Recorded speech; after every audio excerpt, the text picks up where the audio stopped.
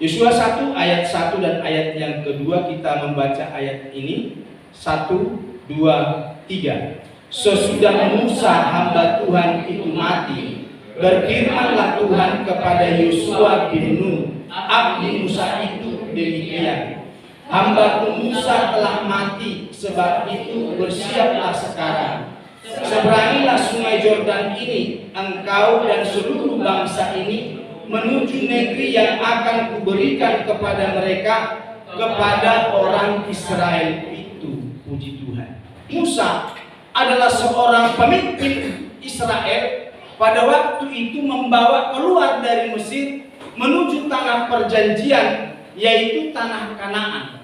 Maka Musa ini adalah seorang pemimpin yang luar biasa, dipakai Tuhan hebat. Dialah yang membawa bangsa Israel ini keluar dari Mesir setelah mereka, orang Israel itu, diperbudak selama 430 tahun. Coba saudara, panjang sekali loh. Orang Israel menjadi bangsa budak di Mesir. Maka Tuhan tidak rela bahwa umat itu ada di dalam perbudakan yang cukup lama, 430 tahun. Coba ini ayatnya, Keluaran 12 ayatnya yang ke-41. Sesudah lewat 430 tahun, tepat pada hari itu juga keluarlah segala pasukan Tuhan dari tanah Mesir. Cukup lama.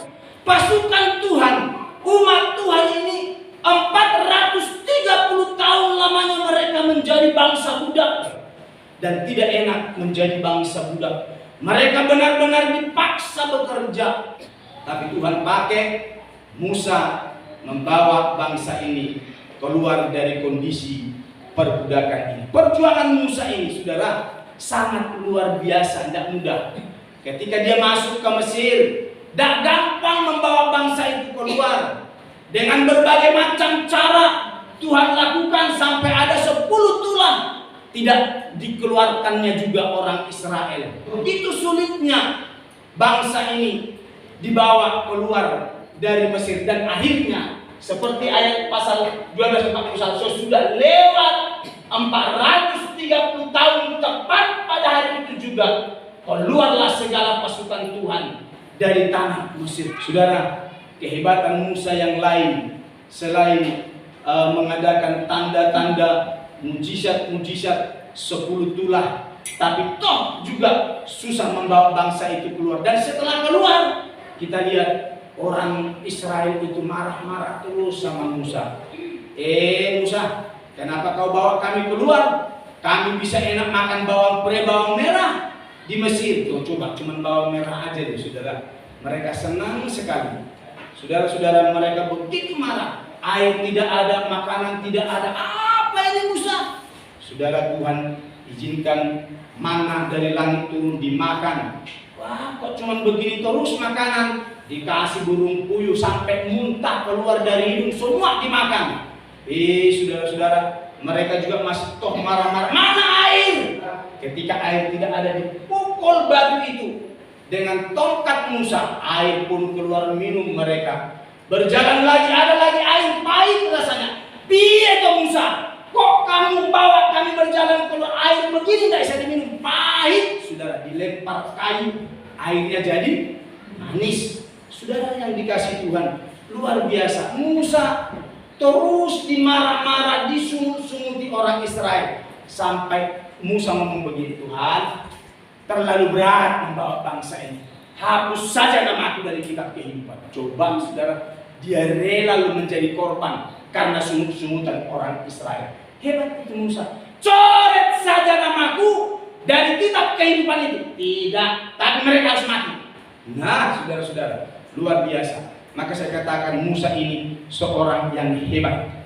Puji Tuhan. Sekarang Musa sudah mati. Melihat ayat ini. Sesudah Musa, hamba Tuhan itu mati, berfirmanlah Tuhan kepada Yosua bin Nun, abdi Musa itu demikian. Hambaku Musa telah mati, sebab itu bersiaplah sekarang, seberangi sungai Yordan ini, engkau dan seluruh bangsa ini menuju negeri yang akan kuberikan kepada mereka, kepada orang Israel itu. Musa sudah pasti perjalanan menuju tanah Kanaan masih panjang. Tuhan perlu seorang pemimpin meneruskan kepemimpinan Musa, membawa Israel itu sampai ke tanah perjanjian, karena belum sampai belum tiba di tanah perjanjian, tanah Kanaan.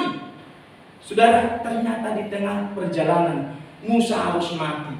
Maka harus ada pemimpin membawa bangsa ini kepada tujuan Allah yang sebenarnya, yaitu tanah Kanaan. Maka ditetapkanlah Yosua. Dipilihlah Yosua oleh Tuhan sekali lagi. Hambaku Musa telah mati, sebab itu bersiaplah sekarang seberangi sungai Yordan ini. Puji Tuhan. Tuhan memilih Yosua untuk menggantikan posisi Musa, melanjutkan tongkat kepemimpinan itu. Mengapa harus Yosua? Bukankah ada yang lainnya? Bukankah banyak orang pada waktu itu? Saudara, pernahkah kita bertanya begitu? Mengapa harus Yosua yang dipilih Tuhan? Mengapa harus Yosua yang ditetapkan Tuhan menjadi pemimpin bangsa itu, saudara? Sementara ada banyak orang, bukan satu-satunya Yosua, saudara. Tapi Yosua dipilih karena ada sesuatu yang istimewa dalam dirinya. Yang pertama, coba klik. Siapa itu Yosua sehingga Tuhan memilih Yosua menggantikan Musa? Satu, Yosua seorang yang penuh dengan Roh Tuhan. Tidak asal, saudara-saudara. Walaupun banyak orang pada waktu itu, tapi Tuhan lebih tepat memilih Yosua karena Yosua ini penuh dengan Roh Tuhan. Klik ayatnya. Di dalam Bilangan pasalnya yang ke-27 ayatnya yang ke-18, perhatikan saudara. Lalu Tuhan berfirman kepada Musa, ambillah Yosua bin Nun, seorang yang penuh roh, letakkanlah tanganmu atasnya. Tuhan tidak salah memilih untuk menggantikan Musa.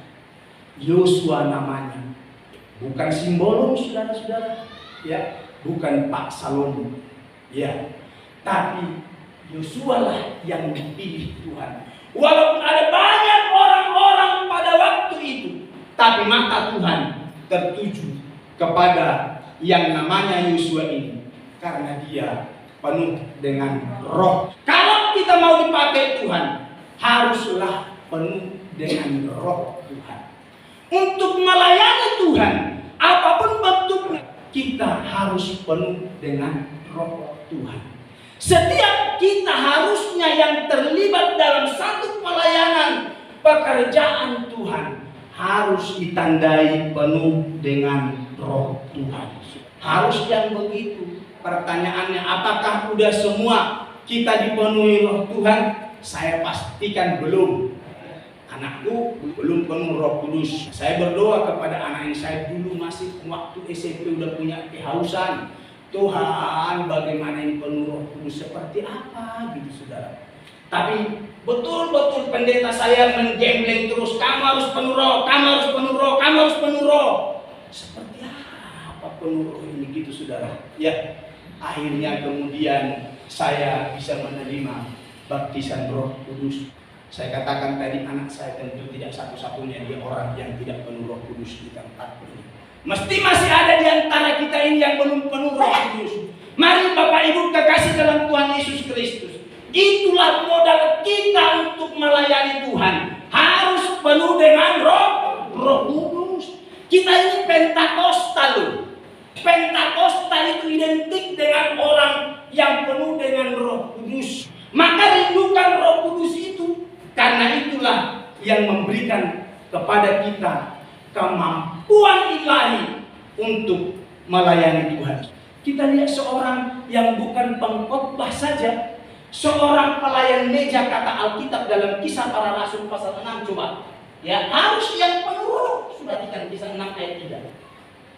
Karena itu saudara-saudara, pilihlah 7 orang dari antaramu terkenal baik, harus, dan yang penuh roh dan hikmat, supaya kami mengangkat mereka untuk kalau lihat Alkitabmu, kau buka Alkitabmu, itu adalah para pelayan-pelayan yang ditunjuk untuk melayani janda-janda. Begitu saudara-saudara.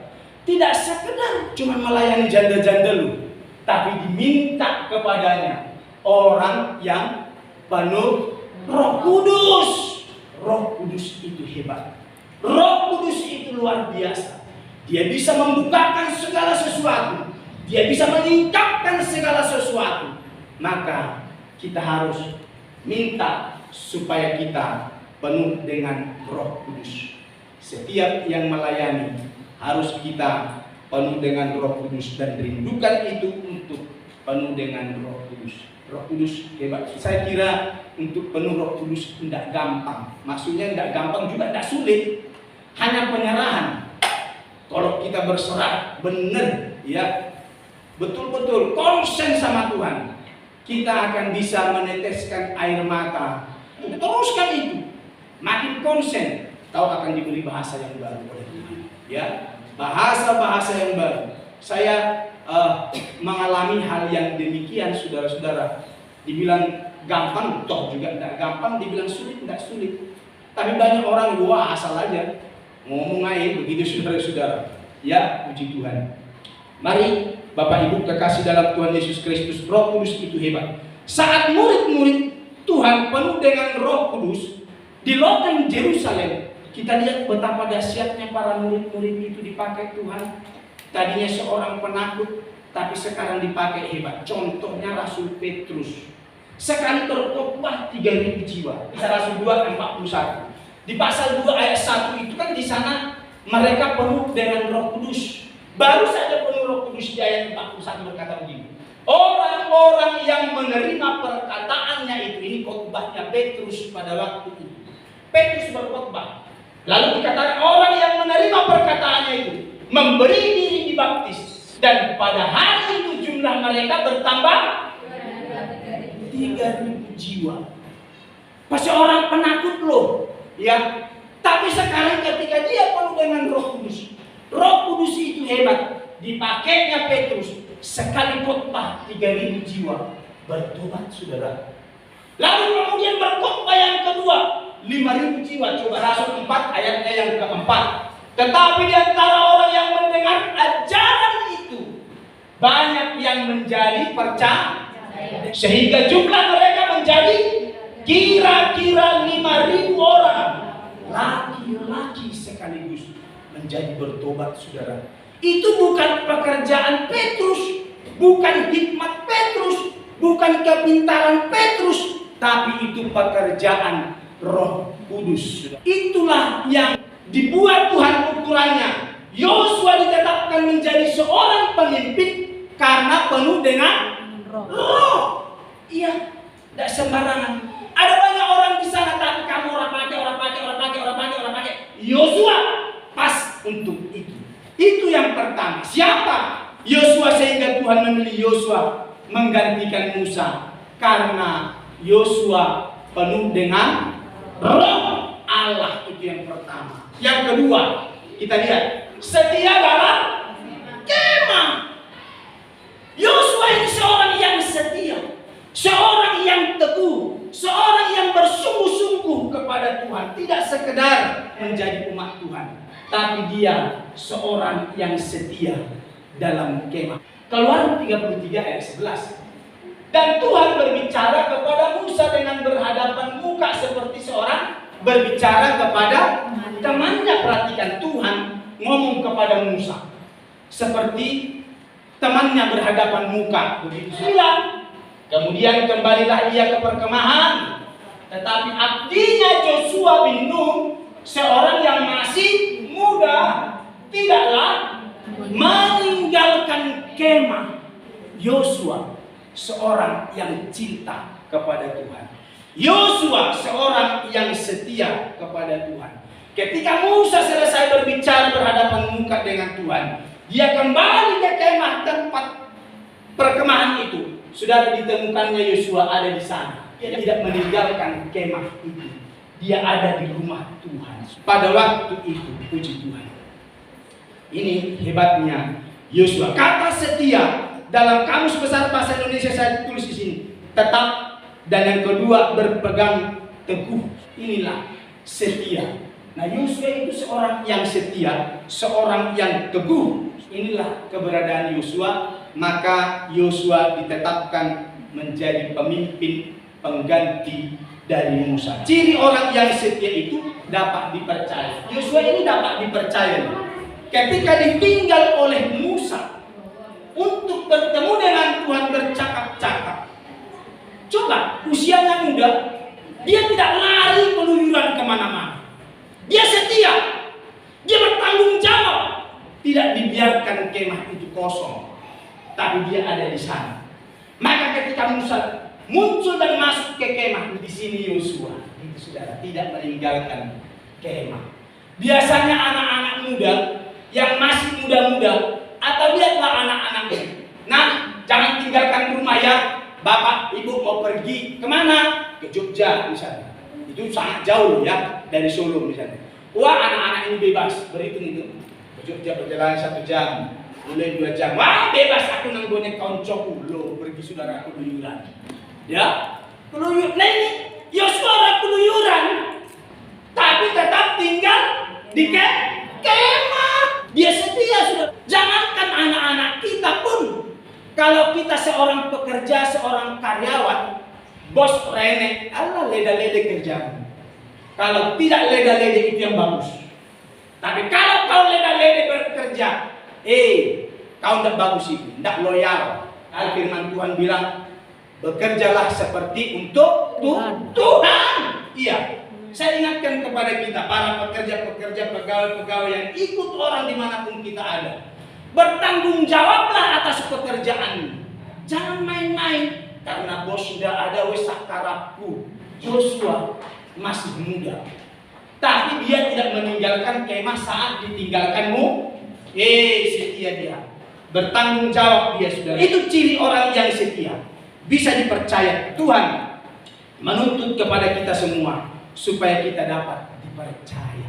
Sudahkah kepercayaan yang diberikan Tuhan kepada kita bisa kita tangkap? Jangan-jangan kita ini orang yang leda-leda, tidak bertanggung jawab. Pokoknya lah, adalah gitu saudara. Jangan begitu menjadi anak Tuhan. Harus bisa bertanggung jawab dan bisa dipercaya. Kalau kau tidak mau, terserah. Itu saudara. Saya cuma ingin lewat kebenaran firman. Kau harus setia. Kau harus serius. Bukan saja bergereja, bukan saja melayani, tapi di tempat manapun kita bekerja harus loyal, setia. Tunjukkan itu kepada siapapun kesetiaan kita. Maka kita patut diperhitungkan oleh Tuhan. Mari kekasih dalam Tuhan Yesus Kristus, kita harus dapat menjadi orang yang dipercaya. Ada satu tokoh yang tidak terkenal dalam Alkitab, tapi dia adalah seorang yang setia. Dia seorang yang membantu Paulus dalam pelayanan. Ketika mengantarkan surat-surat itu, saudara, dia adalah bernama Tikikus. Coba, Kolose 4 ayatnya yang kedua. Semua hal ihwalku tidak akan diberitahukan kepada kamu oleh Tikikus, saudara kita yang kekasih, hamba yang setia dan kawan pelayan dalam Tuhan. Tikikus ini setia, padahal jarang kita dengar ya. Itulah sebabnya Tuhan menetapkan Yosua menjadi seorang pemimpin pengganti Musa, karena dia adalah seorang yang setia ini, bertanggung jawab atas pekerjaannya. Kita lihat ayatnya yang kedua dari kitab Yosua ini. Hambaku Musa telah mati, sebab itu bersiaplah sekarang.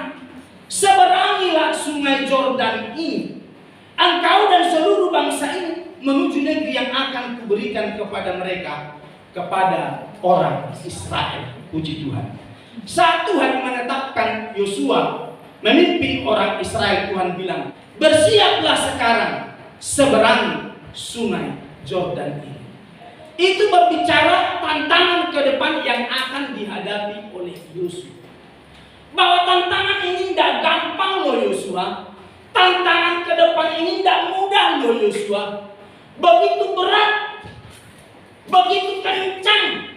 Maka bersiaplah sekarang. Kau akan menghadapi sungai Yordan yang arusnya deras, yang arusnya kuat, yang sungainya lebar. Saudara, tapi dia sudah belajar pengalaman Musa. Laut saja bisa dibelah, berjalan di tanah yang kering. Ini anak buahnya Musa.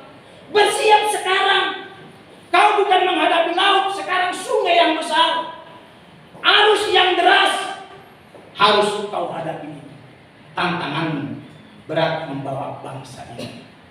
Saudara yang dikasihi Tuhan Yesus Kristus, Yosua mempersiapkan diri untuk itu. Ada sungai Yordan yang harus dihadapi.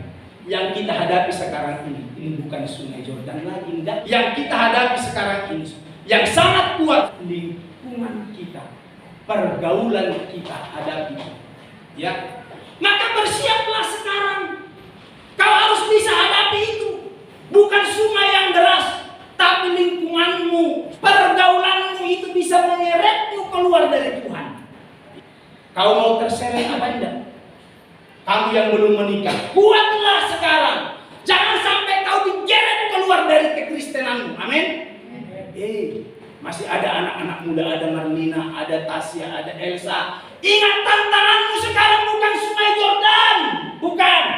Tapi pergaulanmu sekarang ini. Siapa? Kepada siapa kau bergaul? Kau mau dibawa mereka arus yang deras itu? Berarti kau tidak kuat. Kebenaran firman tidak ada padamu. Kau harus kuat. Ya mungkin kau bukan dibawa arus begituan, tapi kau hamil di luar nikah, belum diberkati di gereja, udah buncis, malu. Harus malu jadi orang Kristen begitu. Saudara-saudara, arus ini kuat, deras dan kencang membawamu keluar dari Tuhan. Jangan pernah kau mudah digoyang, digoda. Bapak Ibu, ayo belajar dari kebenaran firman. Kita harus kuat. Alkitab bilang kepada kita, hambaku Musa telah mati, sebab itu bersiap sekarang seberangi sungai Yordan ini. Yang deras arusnya. Bukan itu sekarang, bukan itu. Bukan itu sekarang. Tapi pergaulan kita ini, ya, pergaulanmu, temanmu bisa membawamu keluar dari kebenaran. Masih ada banyak yang lain yang bisa menggodamu dan membawamu keluar dari Tuhan. Bapak Ibu, budaya, adat istiadat, pesta, itu bisa membawamu keluar. Bapak Benyamin ini punya menantu Toraja. Toraja itu kalau ada orang mati, orang tua, tidak akan dikuburkan puluhan tahun kalau belum ada sapi ratusan. Malu dia dianggap orang kere menguburkan orang tuanya. Kalau ada 100, 500, wah terhormat. Orang Batak ada. Harus tubuhnya itu menjulang ke langit sana. Rumahnya gubuk-gubuk, tapi kuburan orang tua itu jangan sampai setinggi ini atau setinggi gereja ini. Oco, malu. Harga diri turun sama orang. Malu karena harga diri. Bangunlah kuburan. Tubuh yang hebat. Besarnya luar biasa. Demi gengsi. Demi harga diri. Dia buat begitu. Pesta. Sebenarnya pesta pernikahan biasalah. Kalau hanya di kampung mungkin bisa, atau karena kampung itu tidak memungkinkan di gedung-gedung biasa bisa, tapi demi harga diri buat di hotel. Dan jangan tak kuat, tapi digaya-gaya demi harga diri. Kehormatan, dijaga kehormatan. Tapi kehormatan Tuhan tidak dijaga. Kehormatan diri dijaga, sangat hebat, luar biasa. Itu loh saudara, arus ini kuat. Arus ini deras. Kita mau dibawa arus itu apa enggak? Gengsi jauh lebih bernilai daripada dihargai Tuhan. Penghargaan dari manusia lebih kita harapkan dari penghargaan Tuhan. Ini sudah salah, keliru. Saya mau bilang kepada kita, seringkali kita membelot dan tidak kuat menghadapi arus itu. Sekarang dengar baik, harus kuat. Dikatakan tadi, bersiaplah sekarang, seberangilah sungai Yordan ini, engkau dan seluruh bangsa. Bukan hanya kau Joshua, tapi seluruh bangsa yang kau pimpin ini harus kuat hadapi sungai Yordan, harus kuat hadapi arus yang deras ini. Maka besok kalau kau ulang tahun, jangan lakukan jika kau tidak kuat. 500.000 itu pun kalau uangmu tidak sanggup, jangan lakukan itu. Bukan, lakukanlah sesuai dengan kemampuanmu. Gitu loh maksudku. Tidak apa-apa ulang tahun, tidak apa, tidak ada yang salah. Tapi kalau kau ngutang mengadakan itu dan mengada-ngadakan yang tidak ada, kau paksa jadi ada, itu yang berat. Jangan lakukan itu. Betul?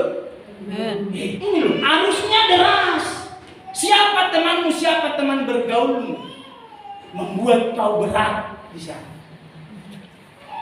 Pesta buat besar, ulang tahun besar, mitoni juga kau buat besar, sepasaran kau buat besar. Tapi kalau ke gereja tidak kau buat apa-apa. Apa itu gereja? Sudahnya itu kan gitu, saudara-saudara. Ini loh yang kediri. Maka aku bilang, kau lebih menjaga kehormatan dirimu kepada teman-teman dan lingkunganmu daripada kau menjaga kehormatanmu dengan Tuhan. Itu yang keliru. Jagalah kehormatanmu dengan Tuhan, jangan kepada orang lain. Ya, kau mau celana pendek di depan orang lain itu jauh lebih baik daripada kau pakai celana mas, baju mas, tapi ngutang. Abot. Jangan.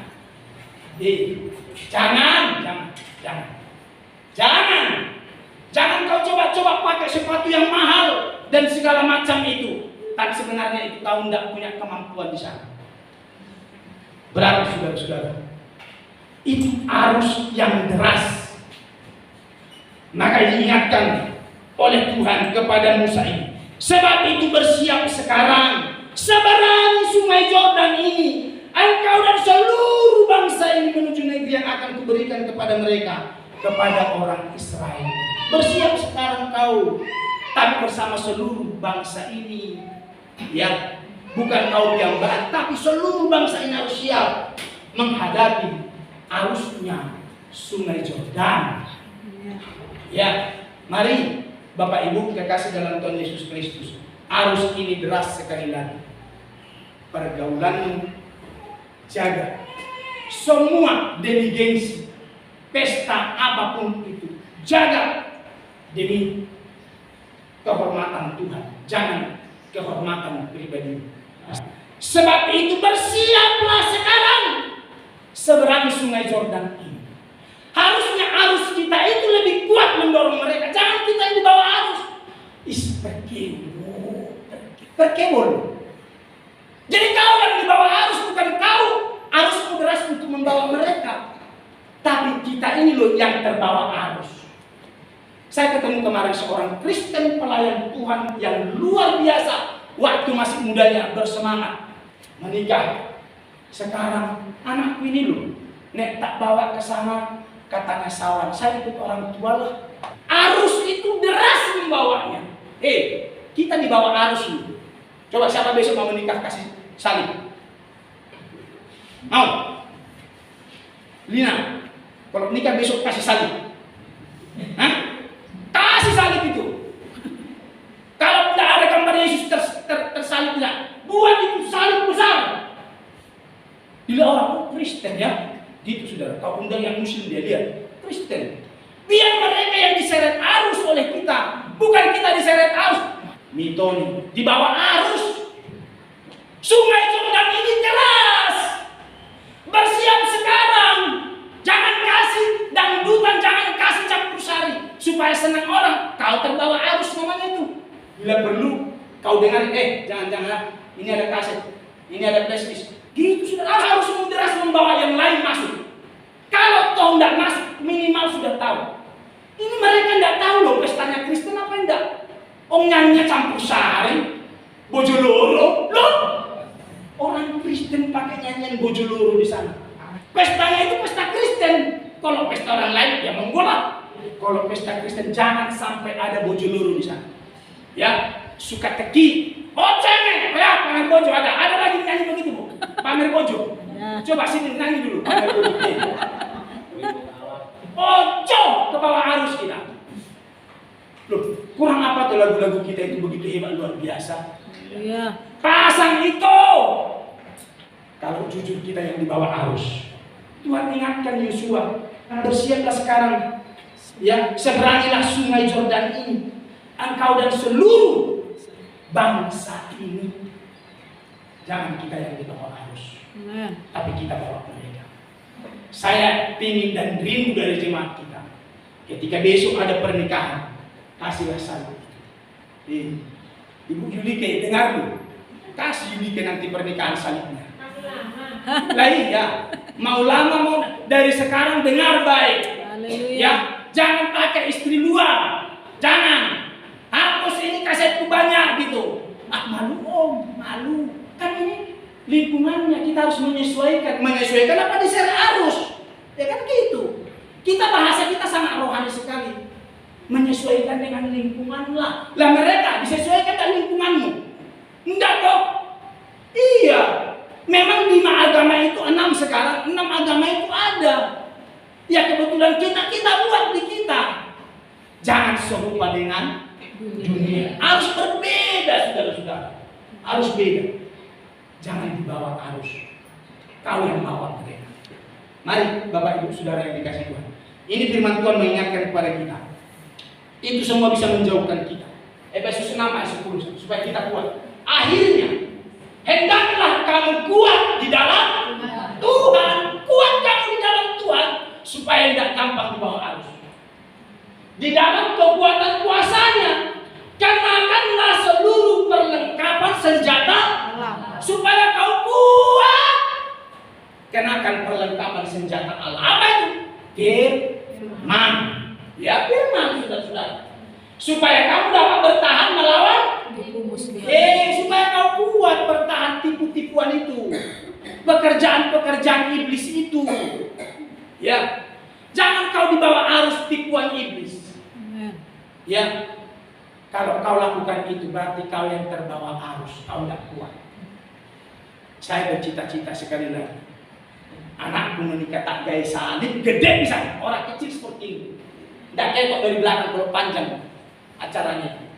Tak guys yang gede pisan, mulai dari awal masuk, bukan cuma di depan. Tak guys, ingat ini bahasaku. Seandainya tidak ingatkan, kan bisa saja lupa. Elino aku, om belum dikasih salib, tak guys gede. Itu loh simbolnya. Harus nampakkan bahwa ini loh anak Tuhan. Tidak cuma dibaca begitu, supaya seluruh bumi tahu Allah Israel itu hebat. Bagaimana Allah kita dikenal mereka kalau kau tidak tunjukkan. Yang kau tunjukkan suka teki, yang kau tunjukkan bojoloro. Akhirnya hendaklah kami buat di dalam Tuhan, di dalam kekuatan kuasanya.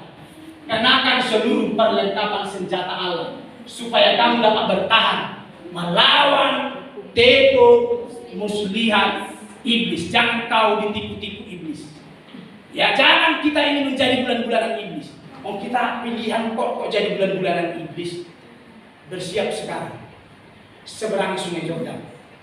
Sungai Yordan itu lingkunganmu, sekitarmu, pekerjaanmu, semua jangan kau dibawa oleh arus ini. Puji Tuhan, Tuhan berkati kita.